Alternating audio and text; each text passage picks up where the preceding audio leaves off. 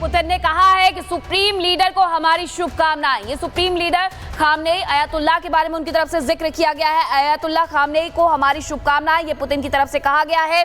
ईरानी विदेश मंत्री और रूस के राष्ट्रपति के बीच में मुलाकात अभी भी चल रही है। सर, इसका क्या सीधा सा मतलब निकाला जाए? शुभकामनाएं प्रेषित कर दी गई हैं, यानी कि आप युद्ध में लड़े रहिए, डटे रहिए, हम आपके साथ हैं, यही है इसका मतलब।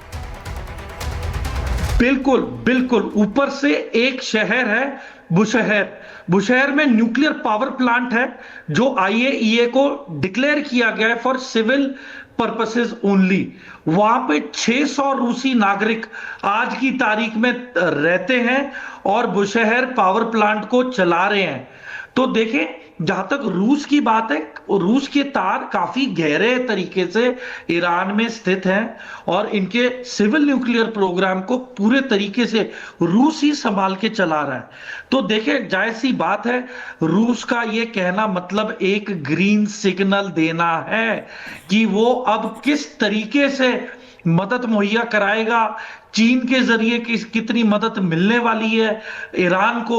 और ईरान की देखिए प्रॉक्सीज बहुत जगह हैं, उसके पास हूती हैं, हूती लाखों की तादाद में है। और मैं आपको बता रहा हूं, जो स्ट्रेट ऑफ हॉर्मुज है वो यमन के हवाले किया जाएगा। यमन वहां पे हमले करेगा और हथियार इस्तेमाल करेगा रूस और चीन के और ईरान की मिसाइल्स। तो देखें, एक चीज जायज है कि मुझे नहीं लगता कि ईरान इतनी बड़ी गलती करेगा अमेरिका को सर, लेकिन हमला एक बात करके। और है जो आपसे समझना चाहेंगे आगे कि रूस जो खुद पिछले 3.5 साल से युद्ध में है, क्या वो उस स्तर पर ईरान की मदद कर पाएगा? इस बात को आपसे समझेंगे, लेकिन एक और जानकारी दे दें मीनाक्षी। बिल्कुल, तो आपको बता दें कि किस तरीके से आने वाले वक्त में अभी ये और भी ज्यादा आगे जाने वाला है। वही खबर यह है कि तेहरान में जेल के पास इजराइल का हमला देखने को मिला है। जेल की गेट पर इजरायली सेना ने मिसाइलें दाग दी। मिसाइल हमले से जेल की गेट को उड़ा दिया है। इवन जेल के एंट्री गेट पर इजराइल ने बड़ा हमला किया है, बड़ा धमाका किया है, जिसके बाद जेल के आसपास सिर्फ और सिर्फ धुआं देखने को मिल रहा है। और एक और जानकारी आपको दे दें, जो पूरी अपडेट बता रहे हैं कि कैसे फोर्डो परमाणु ठिकाने के पास IDF ने हमला किया है। IDF हमले कर रहा है, बता रहा है कि किन किन जगहों पर ईरान को नुकसान पहुंचाया गया है। अब फोर्डो में परमाणु ठिकाने के पास IDF ने हमला किया है। ये वही जगह है जहां पर US ने भी देर रात ईरान में हमले किए थे। फोर्डो, नतांज, ये वो इलाके हैं, ये वो जगह हैं जहां पर परमाणु डेवलप किए जा रहे थे, परमाणु हथियार डेवलप किए जा रहे थे, परमाणु शक्ति बनने की ईरान कोशिश कर रहा था और वहीं पर हमले किए गए। अब IDF ने भी वहां पर हमले किए हैं। तो मेजर दूर एक बार फिर से फोर्डो परमाणु ठिकानों के आसपास IDF का हमला, यानी जो कुछ वहां पर बचा हुआ है कनेक्टिविटी के लिए उसे भी पूरी तरीके से तोड़ दें ताकि फोर्डो से संपर्क ईरान का भी टूट जाए।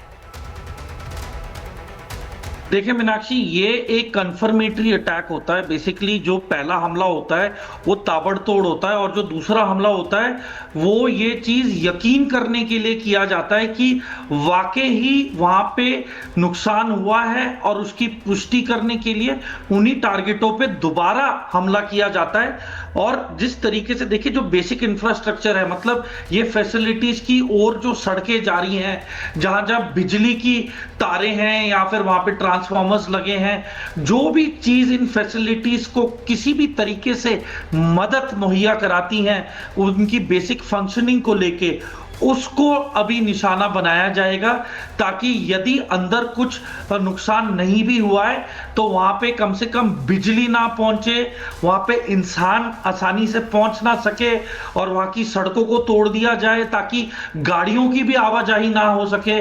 तो उस एरिया को बिल्कुल तहस महस कर दिया जाएगा ताकि अगर अंदर नुकसान नहीं भी हुआ है तो वहां पे पहुंचने के लिए काफी दिक्कत और दुविधा होगी। और देखिए, सेंट्रीफ्यूज बहुत ही क्रिटिकल इक्विपमेंट होता है, इसे एक प्रॉपर तरीके से लेके जाया जाता है क्योंकि ये रेडियो एक्टिव होते हैं, इनकी SOPs होती हैं, इसमें स्पेशल इक्विपमेंट पहना जाता है, तब इनकी हैंडलिंग होती है। और यदि यहाँ पे कोई पुख्ता और तरीके का रास्ता नहीं है, सड़कें नहीं है, बिजली नहीं है, तो इससे मुझे नहीं लगता कि आप बेसिक ऑपरेशंस को भी अंजाम दे सकेंगे। तो इजराइल का मुद्दा यही है कि यदि न्यूक्लियर फैसिलिटी को डैमेज नहीं हुआ है तो कम से कम वहां आना जाना कट ऑफ कर दे, ताकि जो अंदर है अंदर ही फंसे रहे और जो बाहर की दुनिया है वो वहां तक ना पहुंच सके। मीनाक्षी, मेजर तूर वापस लौटेंगे आपके पास, वक्त एक छोटे से ब्रेक का है, लेकिन ब्रेक तो भी पता है कि रूस यूक्रेन के खिलाफ युद्ध में उतरा हुआ है और यूक्रेन को कौन सपोर्ट दे रहा है।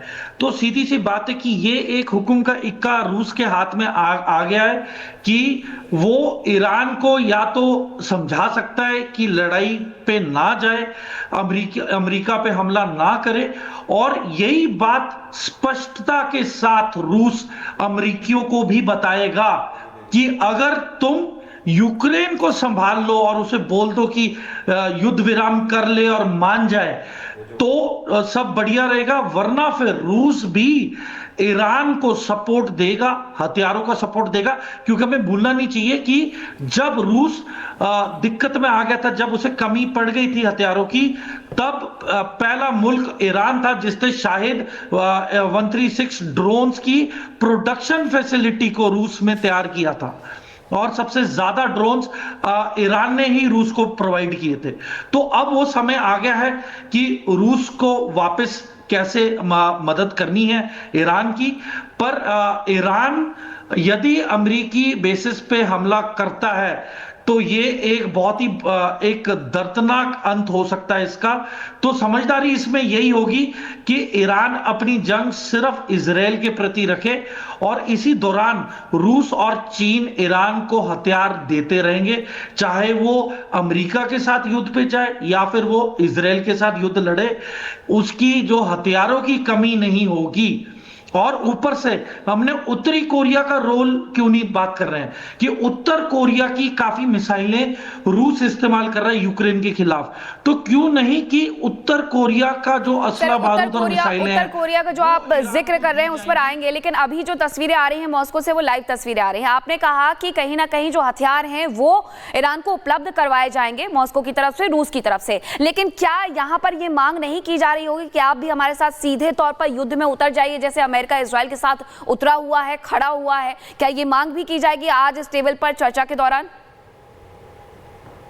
देखें, आज के दौर में कोई खुल के आगे आने को तैयार नहीं है। किसी को मदद भी कर रहा है तो वो चाहेगा कि उसका नाम ना लिया जाए। जिस तरीके से लेपर्ड टैंक्स यूक्रेन को दिए गए, पर जर्मनी ने ओपनली नहीं बोला है कि वो डायरेक्ट रूस के खिलाफ युद्ध लड़ेगा। तो देखें, आज के दौर में सभी अपने घर को सियाने हैं, कोई किसी और की लड़ाई में ओपनली नहीं उतरेगा। और देखें, अगर रूस मदद भी कर रहा है ईरान को तो वो मुफ्त में नहीं कर रहा है, उसके बदले वो पक्का तेल या कुछ ना कुछ ट्रेड में वापस लेगा। ठीक है मेजर, तो और बड़ी खबर, हम ईरान के लोगों की मदद करेंगे, ये कहना है पुतिन का।